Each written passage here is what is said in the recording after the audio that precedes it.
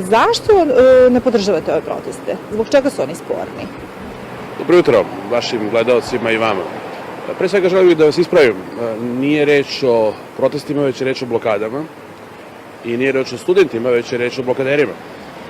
Dakle, ja sam profesor univerziteta koji je imao redovan čas. Onda je ušla nepoznata osoba i počela da zviždi.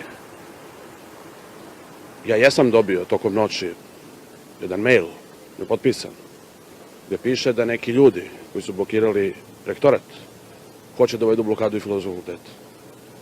Ti ljudi nisu moji studenti. Nisu studenti fakulteta. Ja predajem na jednom odelenju. Ajde, to odelenje nije većina.